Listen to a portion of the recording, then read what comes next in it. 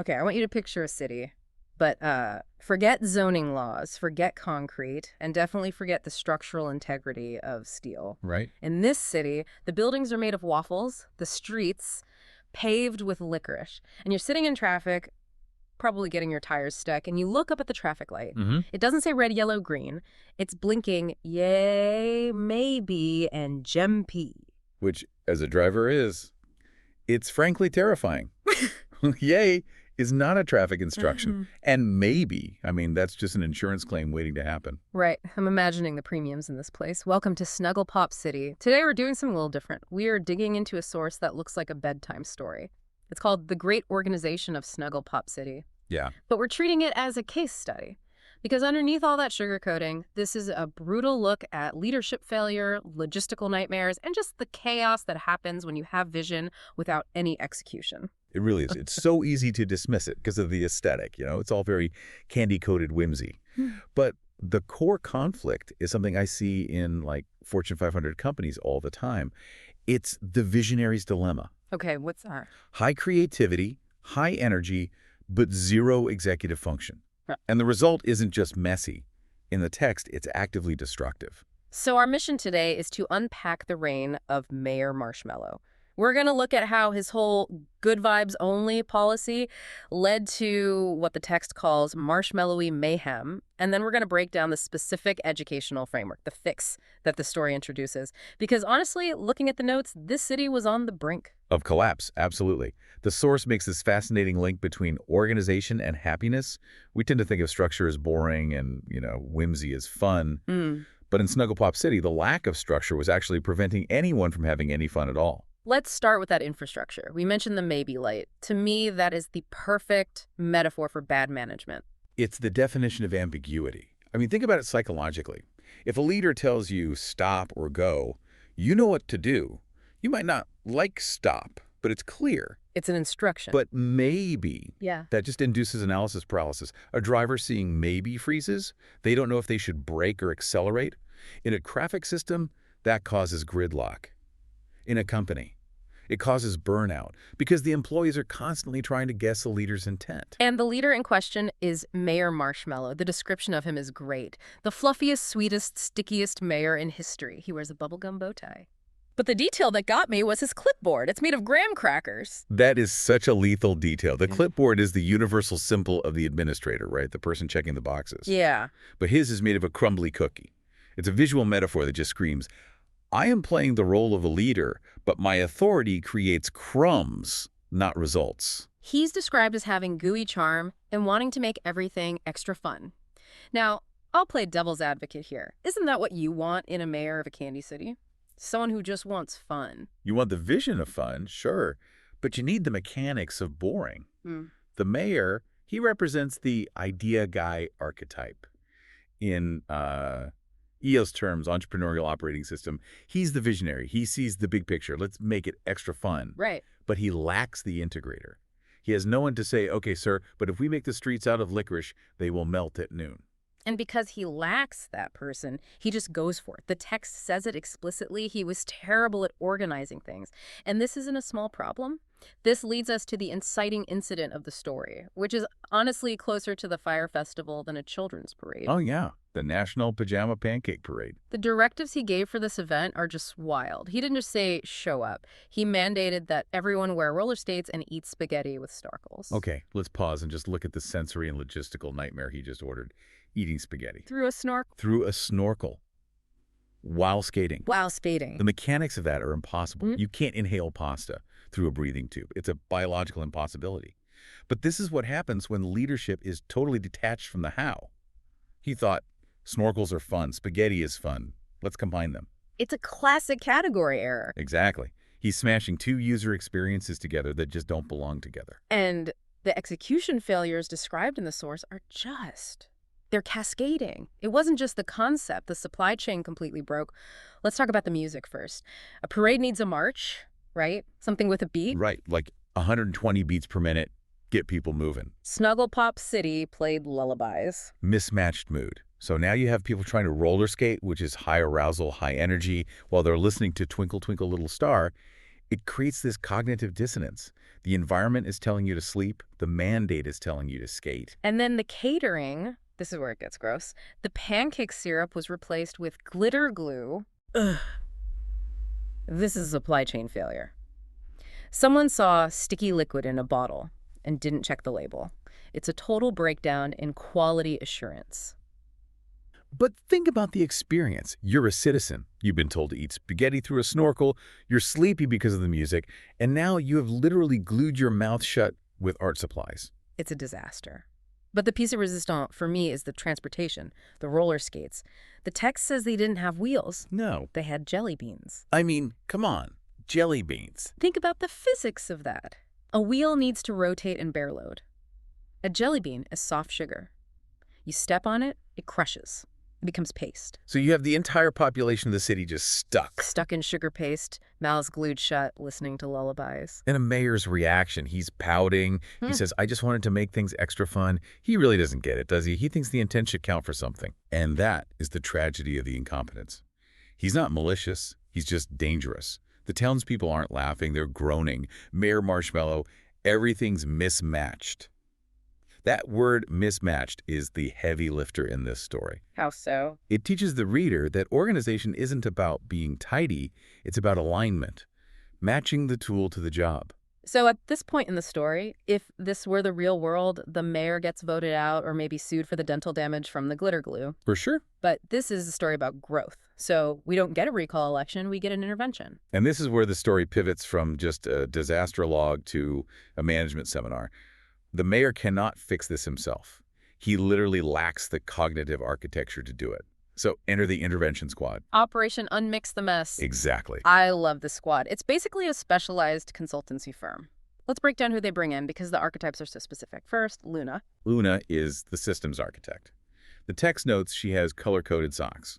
Now, that's a bit of a trope, but it signals that she categorizes her world. She brings structure to the chaos.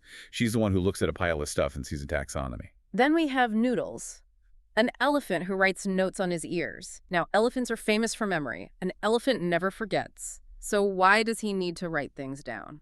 This is my favorite educational nugget in the whole text. It's introducing the concept of cognitive offloading. Even though Noodles is an elephant biologically designed for memory, he knows that trying to hold everything in his working memory is just a recipe for failure. So he externalizes it. He writes it on his ears. That's actually a huge lesson for adults. We try to be heroes and keep the grocery list, the project deadline, and the anniversary date all in our heads, and we fail. Exactly. Noodles is saying, I'm smart enough to know I shouldn't rely on my brain for storage. He uses his ears as a hard drive. And finally, the third member, Quilbert. The sarcastic parrot with a clipboard obsession. Why is he sarcastic? Is that really necessary? Oh, every healthy organization needs a Quilbert. He is the audit. He is compliance. He's sarcastic because he's the one looking at the glitter glue and saying, really, you thought this was syrup. You need that friction. You absolutely need someone who isn't swept up in the gooey charm of the leader, someone who is just looking at the checklist and marking things as failed. So this dream team comes in. And they don't just wave a wand. The text is very specific about the tools they use. Charts, checklists, and this one worries me, edible sticky notes. Which I have some concerns about the data retention policy there. If you get hungry, you lose the meeting minutes. Right. Where's that invoice? Oh, I ate it. But let's look at the methodology. They use matching games. They fix the pizza smoothie stand. Again, matching the form to the function. Pizza does not belong in a blender. They are systematically going through the city and uncrossing the wires. They fixed the upside-down water fountain, which I assume was just spraying water onto people's shoes. And they sit the mayor down. And this is key. They don't just do the work for him. They teach him a system. Luna gives him a rhyme. Match the job to the label, sort your snacks by table, and check your list, then wiggle your wrist, and you won't end up syrup-enabled. Syrup-enabled. I want to adopt that phrase. It's perfect for describing that feeling of being stuck in a mess of your own making. But why a rhyme? Is it just because it's a kid's book? No, it's a mnemonic device. Yeah. In learning theory, mnemonics are sticky hooks for the brain. The mayor has proven he can't remember complex instructions. Right. But he can remember a rhyme. The rhyme encodes a standard operating procedure, an SOP.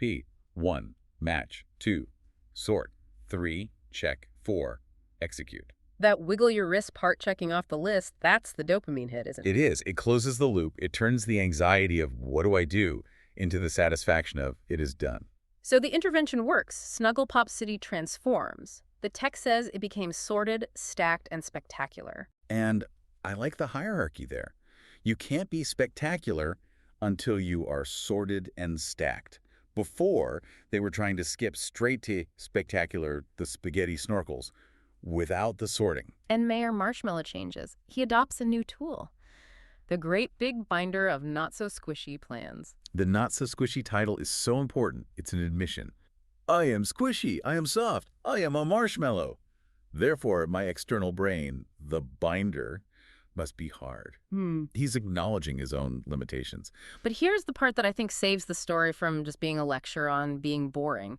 The text explicitly says that after he got organized, the whimsy remained. He still wore spaghetti hats on Thursdays. This is the critical distinction between bureaucracy and organization. Bureaucracy kills the spaghetti hat. It says spaghetti hats are non-compliant. True organization says spaghetti hats are hilarious. Let's schedule them for Thursday so they don't interfere with the Monday morning meeting. It's controlled chaos. Exactly. It creates a safe container for the creativity. If the traffic lights actually work, if the streets aren't belting, you have the emotional bandwidth to be silly on Thursday. If the city is on fire, nobody has time for a spaghetti hat. So organization is actually the guardian of fun. It protects the fun from collapsing under the weight of logistics. Let's pivot to the takeaway here. This is a story for kids, technically. The source lists the learning goals, introduction to organization, cause and effect, labels. But if I'm a 35-year-old middle manager listening to this, why should I care about Mayor Marshmallow? Because you probably work for him. Or worse, you are him. Ouch. But it's true. We all have that tendency to want the result without the process. We want the spectacular without the sorted. The story teaches us that vision isn't enough. You can have the best ideas in the world roller skating parades. But if you don't respect the laws of physics and supply chain, you're just making a mess. It also touches on psychological safety. The mayor failed hard. He ruined the town's day. But Luna and the squad didn't exile him. They helped him. Even the silliest leaders can learn to organize with help and humor. That's the quote. It suggests that leadership isn't a fixed trait. You can learn executive function. You can install a quilbert or a binder into your life to compensate for your own blind spots. I think about that Thursday spaghetti hat concept a lot. In a modern workplace, that's your Google 20% time or your creative brainstorming session. Yes, but notice it's bounded. It's on Thursday. It's not wear spaghetti hats whenever you feel like it. That's the discipline. Creativity needs boundaries to flourish. If every day is a spaghetti hat day, eventually you just have a dirty scalp and no work getting done. The story ends with an interactive challenge. The mayor turns to the reader or the listener, and he asks for help planning the next holiday. But he's scared. He's vulnerable. He asks, can you make a silly but organized checklist so I don't mix up pancake hats with penguin parades again? He's identifying his risk profile. He knows his brain makes these connections that don't exist. Pancakes and penguins. He's asking the listener to be his external frontal cortex. Please, make me a checklist so I don't accidentally order 1,000 penguins. It empowers the listener to be the expert. It says, you can do this better than the mayor. And for a child, that's huge. But for an adult, it's a reminder that we have to draft that checklist for ourselves every morning. The world is going to throw penguins at us. We need to know where to put them. So connecting this back to real life, we don't have licorice streets, which is, good for our tires, but we do have projects that go off the rails. We have glitter glue moments. Moments where we prioritize the aesthetic over the function. Maybe it's a slide deck that looks beautiful but says absolutely nothing. That's glitter glue syrup. Or a product launch where the website crashes instantly. That's jelly bean roller skates. Exactly. You built something that couldn't handle the load. So the fix isn't to stop having ideas. It's to embrace your inner noodles. Write it on your ear. Or, a Trello board. Whatever works. But get it out of your head. And find your quilbert. Find that annoying person who asks, are you sure this is going to work? And actually listen to them. Even if they are sarcastic? Especially if they're sarcastic. They're the only thing standing between you and a maybe traffic light. Yeah. I want to leave our listeners with a challenge this week. We talked about the Thursday spaghetti hat. I want you to look at your calendar. It's probably full of Zoom calls and deadlines. That's the sorted and stacked part. But do you have a spaghetti hat slot? Time explicitly blocked out for the silly, for the creative risk, for the thing that might not work but would be extra fun if it did. Because if you don't schedule the fun, the bureaucracy will eat it. But if you only schedule the fun, you're eating spaghetti through a snorkel. You need that balance. You need the binder and the hat. That's Yeah. the secret to Snugglepop City. So go forth, audit your supply chain for glitter glue, check your roller skate wheels, and for the love of waffles, make sure your traffic lights actually make up their minds. Thanks for diving in with us. Stay organized, everyone.